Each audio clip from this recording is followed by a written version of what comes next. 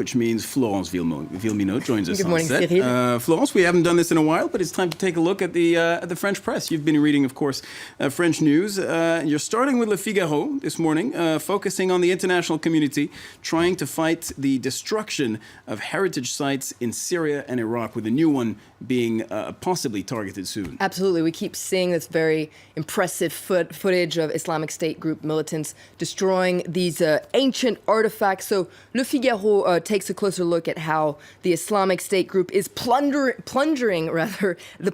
the treasures of Iraq and Syria. Now, it's a cultural purge that the UNESCO Director General, Irina Bokova, has called a war crime, and she was in Cairo this week to meet with representatives of 11 Arab countries to try and find a response. And as you said, the clock is really ticking, and Le Figaro takes a closer look at the Islamic State group's path of destruction. They have a map. You can see just how this path is taking over Iraq and Syria. Last week, it was the ancient site of Nimrud in Iraq. It was completely destroyed with bulldozers and jackhammers. And as you said, ISIS now has its eyes on a city in Syria. If we take a look at this, there's a photo in Le Figaro. It's a Palmyre, and you can see this is an ancient site that could very soon be destructed. Yeah, they're apparently just a few kilometers away, with the Syrian head of that department calling on the international community to act on that. Now, Le Figaro exploring the strategy behind this destruction. That's right. What is the point of this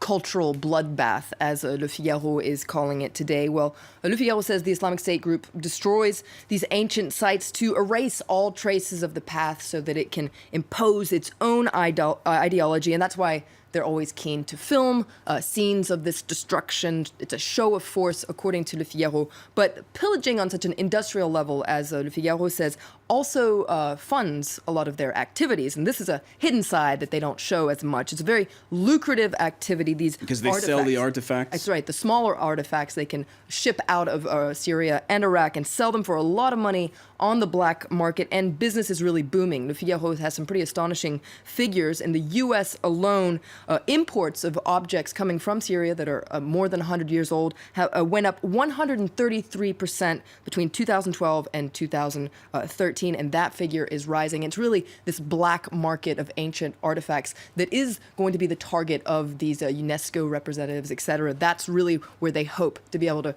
crack down on this activity. Yeah, it's interesting you mentioned those numbers, because we sometimes forget to mention that the black market means there are people buying these artifacts and fueling the demand for those artifacts. Now, let's stay in Syria.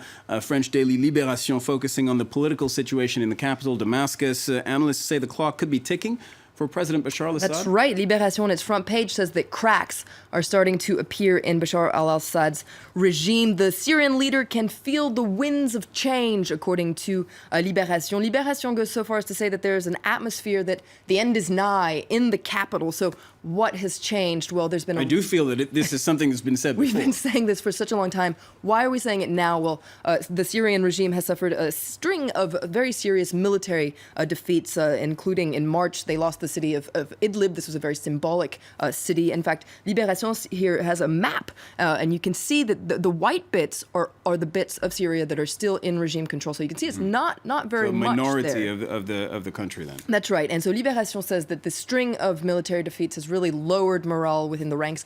Also lowering morale within the ranks is the fact that the Syrian regime is running out of cash, so it can't pay its soldiers. And it's because of this that Bashar al-Assad is facing growing dissent and divisions, including within the upper echelons of his regime. And Libération is also pointing out that one of the game changers possibly has been the increased implication of Saudi Arabia. That's right. In its editorial, Libération says that if Bashar al-Assad is losing the upper hand, it's because he's facing a new coalition that's being funded by Saudi Arabia in alliance with Turkey and Qatar. This coalition is calling itself the Army of Conquest. It's kind of a motley crew of various jihadist groups, including the al-Nusra Front and the Syrian branch of al-Qaeda. Now, why did Saudi Arabia decide to get involved so late in the game? Well, Libération says that all this is really to counter the influence of Iran in the region. If Saudi Arabia can weaken Syria, it can weaken its ally, Iran.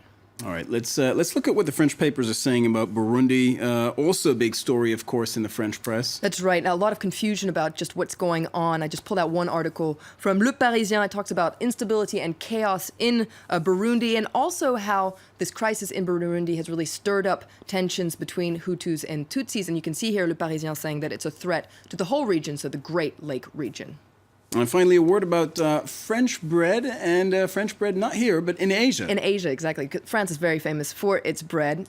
And it's particularly Rightly so, famous, one might so, add. exactly. Particularly in Asia. And Les Echos, the business paper, is looking at this. From Beijing and Tokyo to Seoul and Hanoi, bakeries are popping up like mushrooms. They have French names like Paris Gâteau, Vie de France, or Paris Baguette, but they're actually not French companies. They're Asian companies. And Les Echos says that French companies want to change that. And But it is French bread that they're providing. they're these Asian providing companies. French bread, but it's Asian companies that are making it and that own these bakeries. And so Les Echos talks about baguette missionaries who are heading over to Asia to try and conquer the Asian market for French bread, because after all, they're French companies. And so I like the title here. It's talking about the battle of bread. I'm hoping that France will be able to make a little bit of headway in Asia on the All right, going out to Asia to spread the word, spread the bread. All right, Florence Villemino, thank you very much. We'll see you a little later on in the day, throughout the morning, I should say, with the review of the international press. Thank you very much.